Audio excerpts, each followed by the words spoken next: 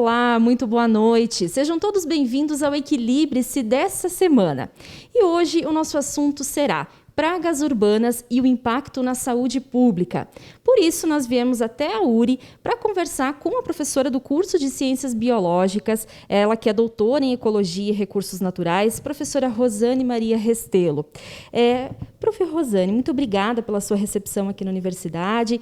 E eu já gostaria de lhe perguntar, esse período do verão, ele realmente acende o alerta para as pragas urbanas, principalmente aqui na nossa região, no que se refere aos ratos e baratas, não é mesmo? Boa noite.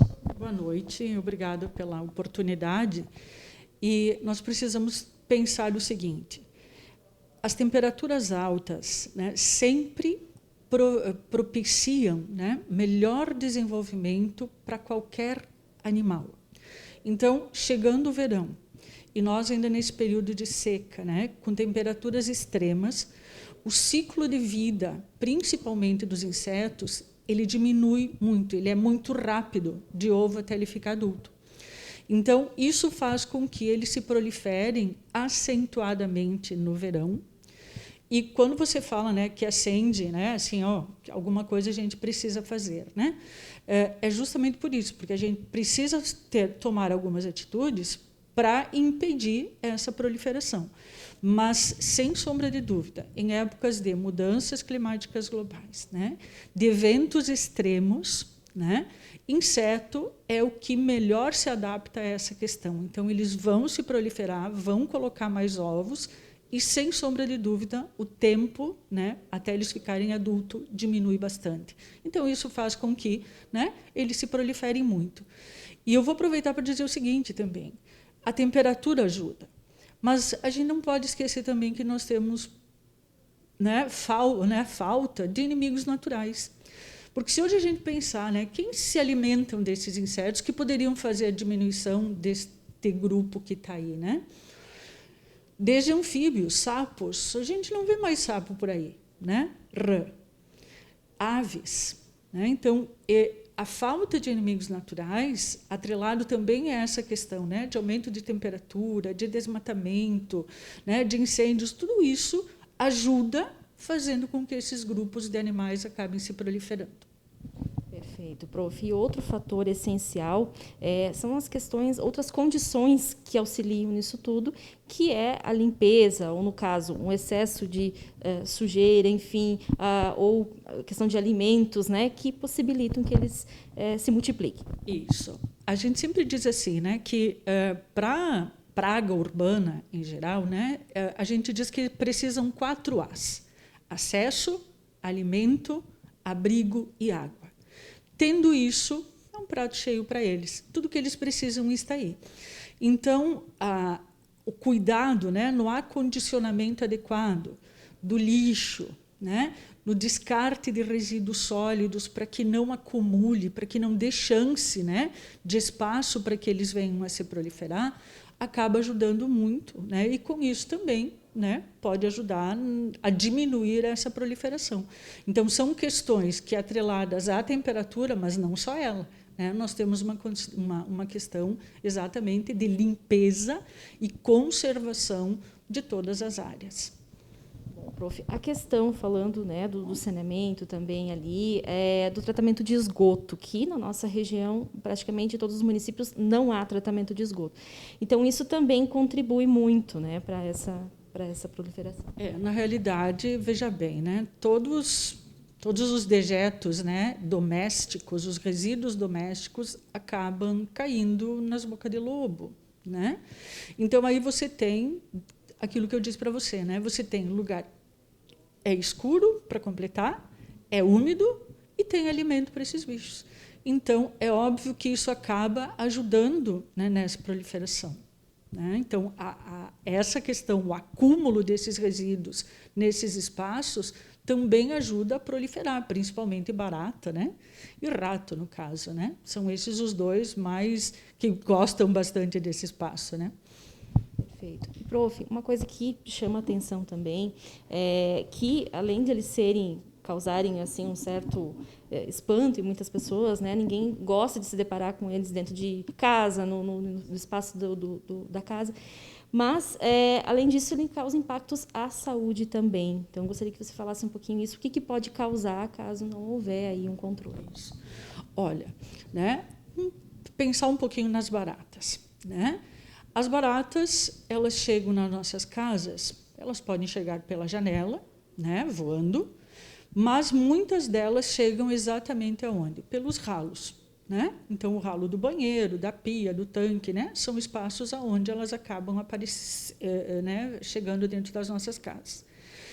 Como elas estão exatamente nesses locais onde tem muita matéria orgânica em decomposição, elas carregam junto com elas muitos micro-organismos. Então, podem carregar bactérias, podem carregar fungos, podem carregar ovos de protozoários, de vermes, né? E eles acabam, as baratas, né? Acabam entrando nos armários que tampam as portas, que tem uma frestinha, elas entram, né?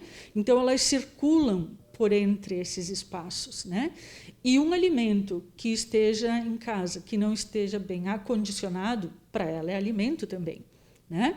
Só que, ao passar por esse alimento, ela né, faz uso, e sem sombra de dúvida que alguns desses micro-organismos vão ficar sobre esse alimento aí, que depois poderá ser ingerido por outras pessoas. Então, tem muito, né, de parasitose, por exemplo, que é produzida por causa da presença das baratas dentro de casa.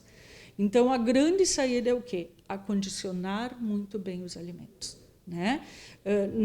O lixo, né? que o local onde ele é colocado, que seja bem fechado para impedir que elas entrem dentro, porque elas vão procurar alimento.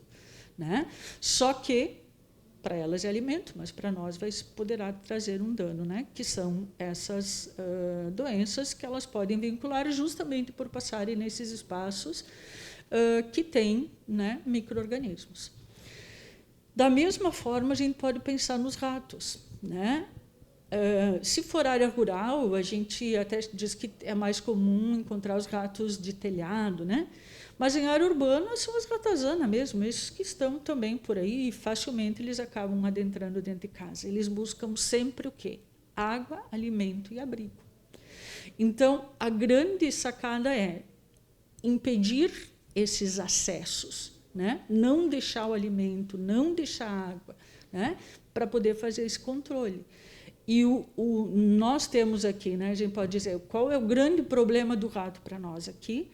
Em especial é a leptospirose, né, que é a da urina, que é das fezes. Então, esse cuidado todo, né, para que a gente impeça, né, esses bichos de entrarem para dentro das nossas casas, é uma questão de saúde pública, sem sombra de dúvida.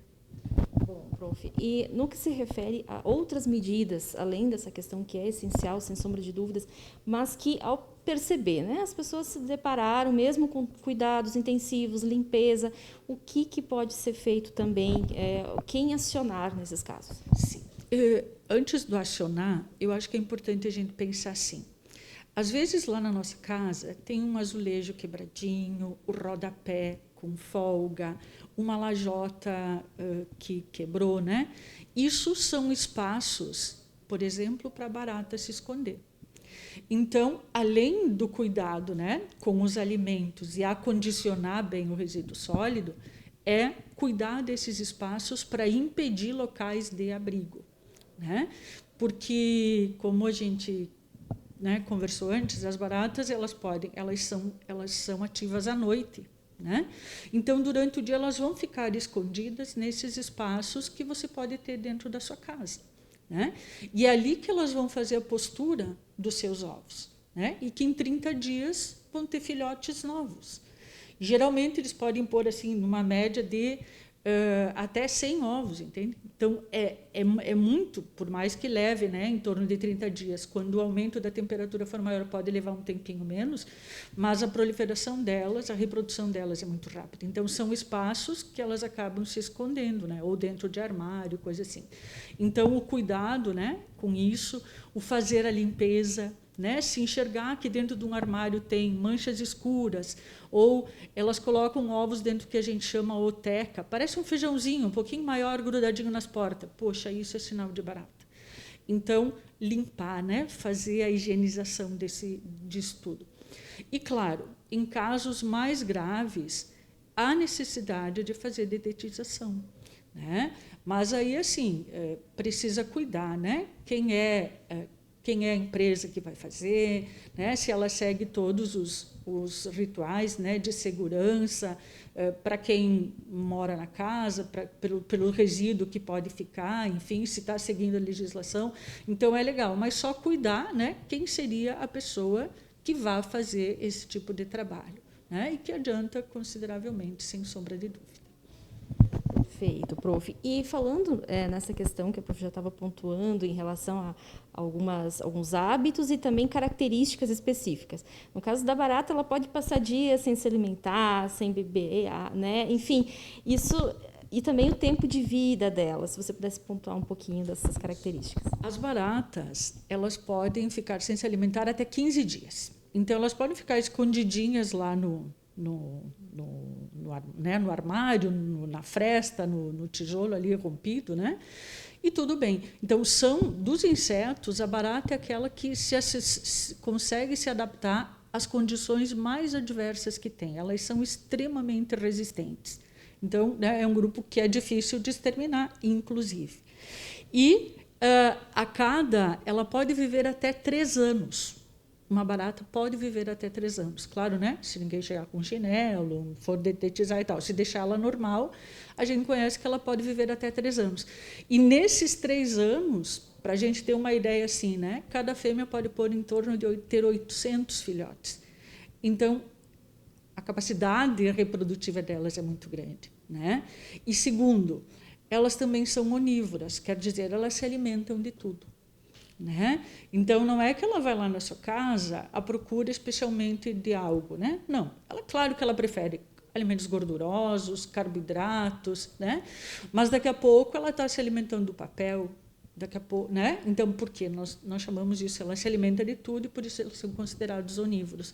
Isso também, então, é uma característica, né, que acaba fazendo com que eles se proliferem, né? Porque tem alimento, tem esconderijo, né? Então, reproduzem facilmente e a gente tem essa proliferação desenfreada, principalmente no verão.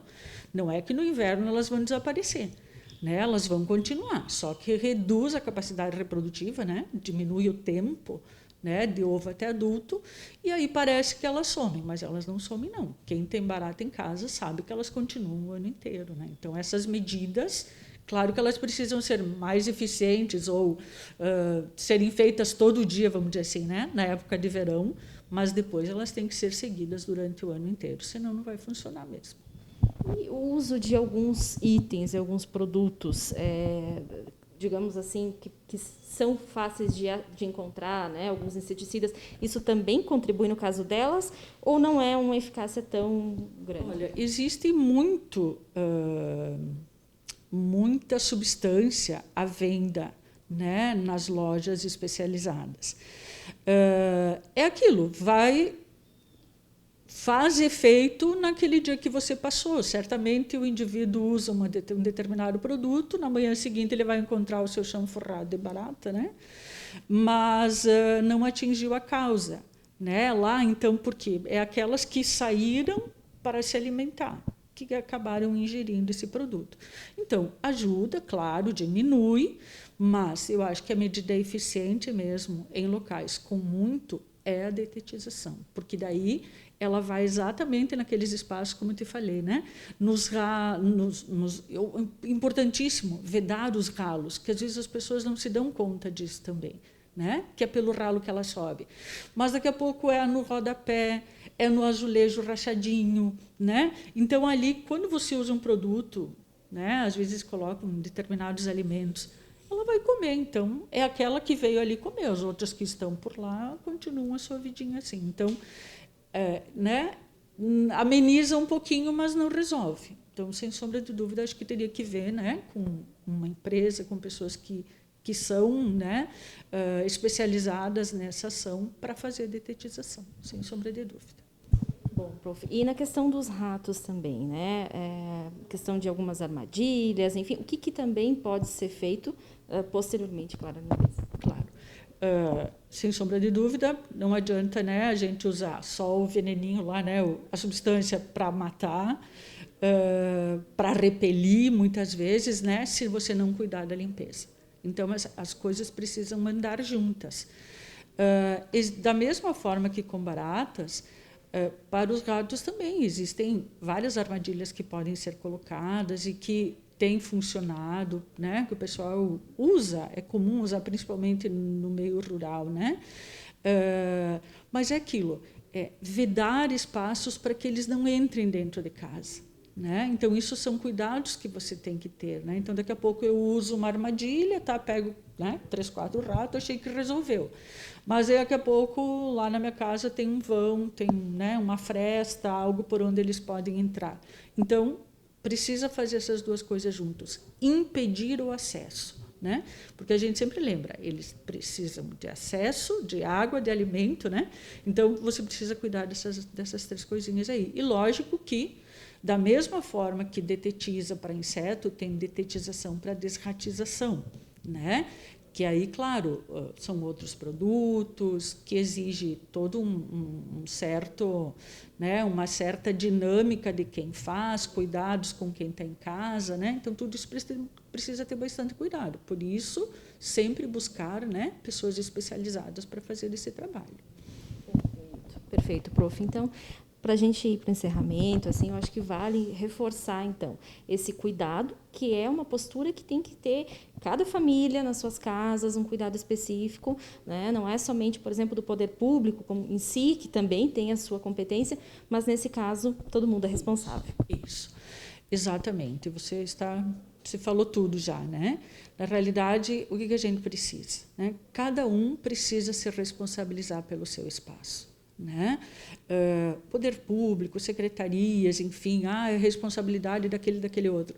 Eles não conseguem dar conta de tudo. Eles fazem o papel deles. Né? Agora, cada cidadão na sua casa, se cuidasse do seu espaço, né, resolveria, sem sombra de dúvida, diminuiria muito os problemas que a gente tem. Né? Cuidar do seu quintal. Né? E não é uma vez por semana, não precisa todo dia. Mas se uma vez por semana fosse lá e recolhesse resíduo sólido, né, que às vezes, sem querer, acontece. Né? O cuidado com... Vamos pensar, né? Agora é verão, vamos falar um pouquinho de mosquito também. Né? Os mosquitos se proliferam muito. Né? Agora, de repente, a gente não está sentindo muito. Sim, não está chovendo, não tem umidade, porque o mosquito, para eclodir, precisa de umidade. Né? Mas daqui a pouco começa a chover, nós vamos ter um boom de mosquito. Então, o que nós precisamos fazer também? Né? O mosquito, queira ou não, ele também é uma praga. Né? Então, também cuidar disso. Né? Deu tantos casos de dengue o ano passado aqui em Erechim. Né? E a grande sacada é qual? De novo, é cuidar, evitar, né, os vasos que armazenam água, latas, plásticos, tampinha, né? O potinho do cachorro que toma água. Olha, deve estar cheio de ovo colocado aí.